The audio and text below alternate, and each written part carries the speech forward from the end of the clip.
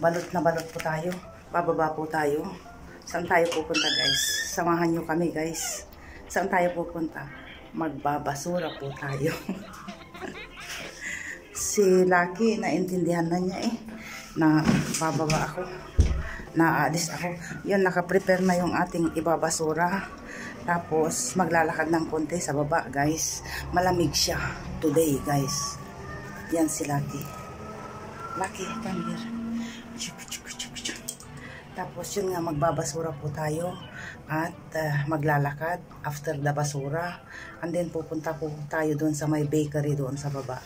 Parang naglilihi ba ako? Naglilihi ako ng yung man-ushi ba?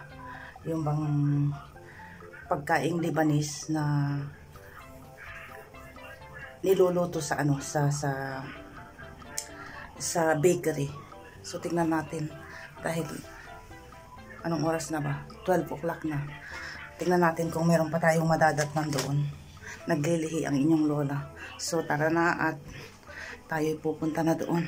Yung basura, nakatatlong basura kami. Kasama ko si Bunso. At tayo bababa na. Yara, let's go. Come on.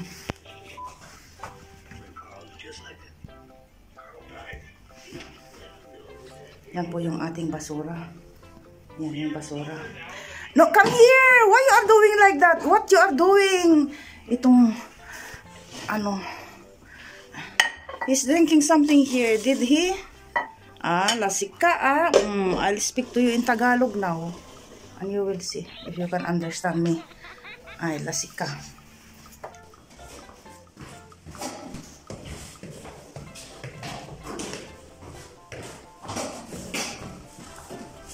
Okay. So, kasama si Unso. Kan open?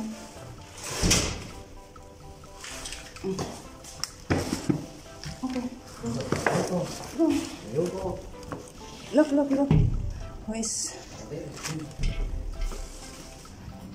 So, tapos na tayong magbasura guys. Pupunta naman tayo doon sa bakery para bumili ng almusal. Almusal na ba or lunch na? Libot muna dito sa aming neighborhood.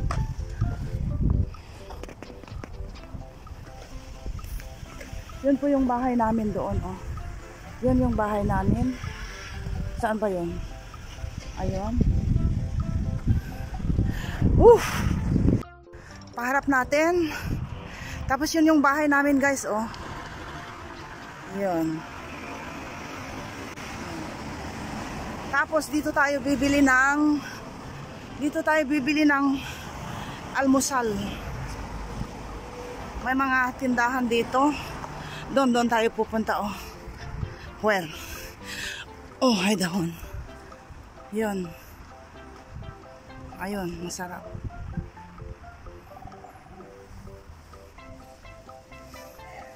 Pasok tayo. I-close muna natin ang camera. So, nandito tayo sa loob habang inaantay natin ang ating order.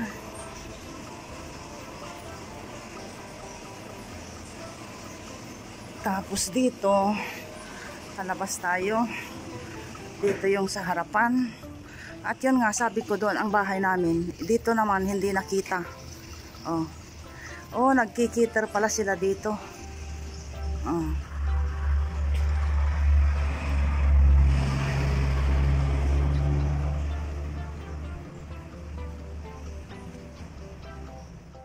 Ayun guys, nabinggo na yung aming almusal. Sorry. Hindi ko na naipakita, nakalimutan ko guys. Pagpasok namin, kumain ka agad kami. Parang na-miss ko ba yung man-ushi. At ayun, napagbigyan yung aking tiyan. Parang matandang naglilihi ng man-ushi. So yun na yun guys, salamat sa pagsama niyo sa amin. Nailibot ko kayo dun sa baba. At na-change yung ating weather ng konti. Okay po. One eternity later. Hello guys, fried rice po tayo today. Nag-request si Bunso. So, ito po ay green peas at carrots. And then, ito naman po is crabs at saka itlog.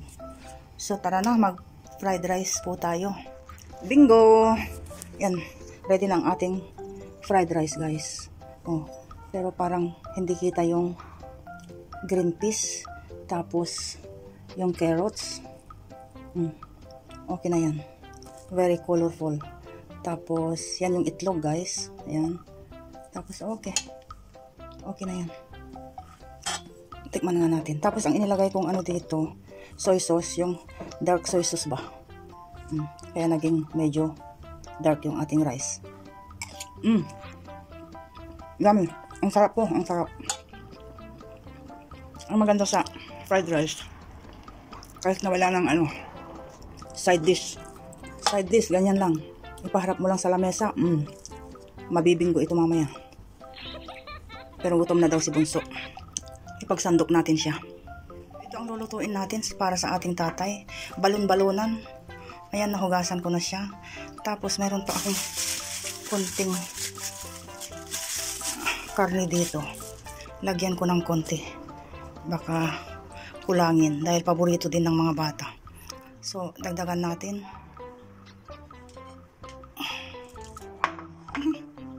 Malinis na po siya. Igisa natin sa maladambuhalang sibuyas at bawang. Ayan. Ganyan-ganyan lang po siya ng konti. And then, iluluto po natin siya sa pressure cooker. At ilagay natin yan. Ayun, nahulog. Nakakain na si Bunso, guys. Ayun, nakakain na siya. Gisa-gisang ganyan ng konti. Ayan. Okay, dyan pa lang. Tapos ilagay natin yung balon-balonan. Ayan, okay na. And then, ilagay na natin ito.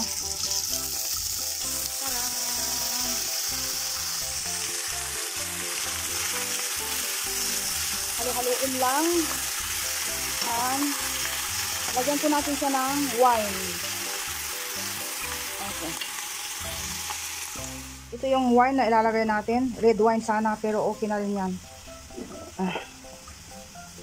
White wine. Pink wine. Ito po ang ilalagay natin.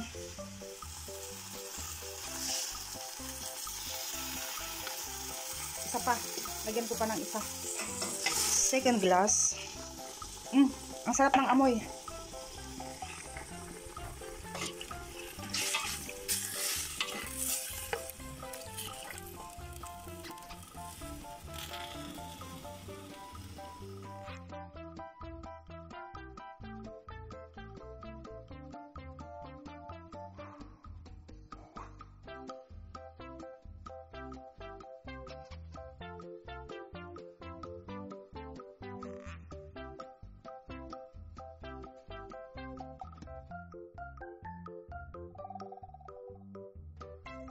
Few inches later.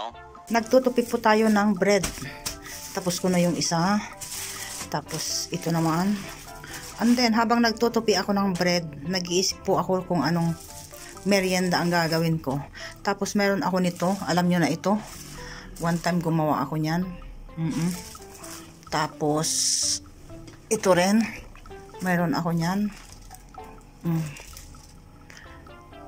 So, ano sa tingin nyo ang magandang merienda? Tapusin muna natin ito para makapag-decide ako kung anong gagawing merienda, guys. Dahil dito, matakaw po kami dito sa bahay na ito. Oo. Liban sa natuturili ako sa pagkain araw-araw. Dapat kompleto ricados, meron din pong merienda. Dahil kung walang merienda, ay naku po, baka ako ang kakainin nitong mga kasama ko dito. O, ganyan po siya. Pangalawang supot na yan. Ayan. So, hanggang matapos natin yan, mag-decide tayo kung anong merienda po ang gagawin natin. Bingo! Yan na po yung ating ginawa guys. Hindi siya perfect, pero masarap siya guys. Ayan. Madali lang po siyang gawin. Hindi na kailangan ng oven. Ayan po siya. Oh, looks yummy, di ho ba?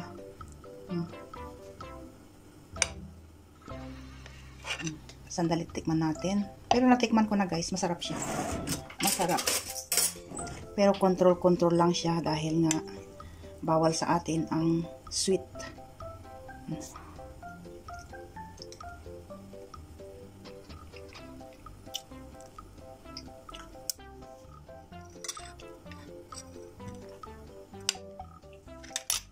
Kain po tayo.